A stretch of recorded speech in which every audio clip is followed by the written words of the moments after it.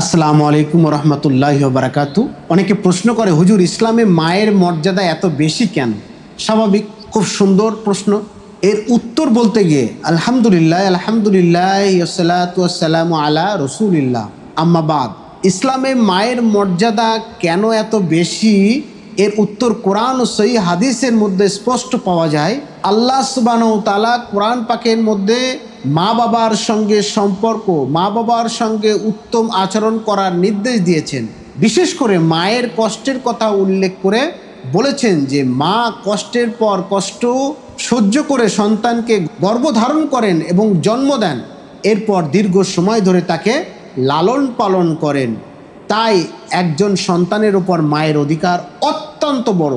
একদিন একজন সাহাবী রসুল পাক সাল্লাল্লাহু আলাইহি সাল্লামকে জিজ্ঞাসা করলেন, ইয়া রাসূলুল্লাহ, আমার উত্তম আচরণ পাওয়ার সবচেয়ে বেশি হকদার কে? রসুল পাক সাল্লাল্লাহু আলাইহি সাল্লাম তাকে বললেন, তোমার মা। তিনি আবার জিজ্ঞাসা করলেন, তারপর কে? রসুল পাক সাল্লাল্লাহু আলাইহি সাল্লাম তিনি বললেন, তোমার মা।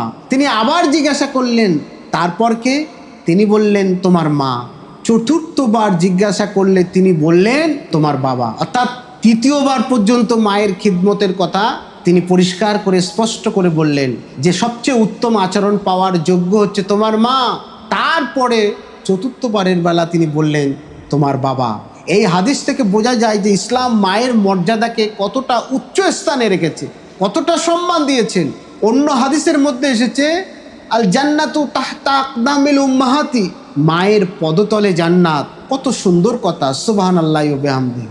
আমরা সেই মাকে কতটা সম্মান করি, কতটা ইজ্জত করি, সেটা আমরা প্রত্যেকেই জানি।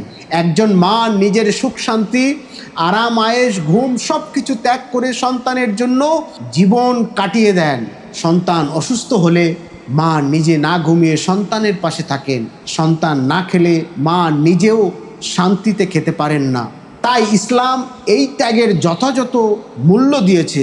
তবে এর অর্থ এই নয় যে বাবার মর্যাদা কম।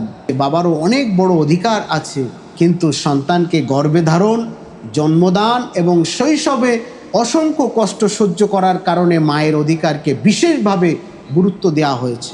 আজ আমরা অনেকেই ব্যস্ততার কারণে মায়ের খবর নিই না, তার সঙ্গে রাগ করে কথাও বলি না, কিংবা তার মনে কষ্টও দিয়ে ফেলি। যে অথচ আল্লাহ সুবহানাহু ওয়া তাআলা কোরআন পাকের মধ্যে এমনকি মা বাবার প্রতি ফালা তাকুল্লাহুমা উফফু, শব্দটুকু বলতেও নিষেধ করেছেন। অপর জায়গায় নবীজি বলছেন, হুমা জান্নাতুকা ও নারুকা, তোমার বাবা তোমার মা তোমাদের জন্য জান্নাত, আবার তোমাদের জন্য জাহান্নাম। কত সুন্দর কথা।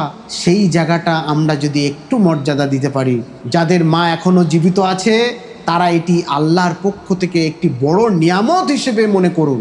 মায়ের সেবা করুন, তার জন্য দোয়া করুন, তার কথা মনোযোগ দিয়ে শুনুন এবং তাকে খুশি করার চেষ্টা করুন। আর যাদের মা এই পৃথিবীতে নেই, তারা মায়ের জন্য বেশি বেশি করে দোয়া করুন। অকুল রব্বির হামহু মা কামা রব্বায়ানি সগীরা। তারা মায়ের জন্য বেশি বেশি করে দোয়া করুন, তার পক্ষ থেকে সাদকা করুন এবং তিনি যদি কারো হক রেখে যান তা আদায় করার চেষ্টা করুন। মনে রাখবেন, মায়ের দোয়া একজন সন্তানের জীবনে অনেক বড় নিয়ামত। আর মায়ের সন্তুষ্টির মধ্যেই আল্লাহর সন্তুষ্টি লাভের একটি গুরুত্বপূর্ণ পথ রয়েছে। আল্লাহ সুবহানাহু ওয়া তাআলা আমাদের সবাইকে মা বাবার যথাযথ সম্মান ও সেবা করার তৌফিক দান করুন। আমিন। ওয়া আখিরুদ দাওয়ানা আলহামদুলিল্লাহি রাব্বিল আলামিন।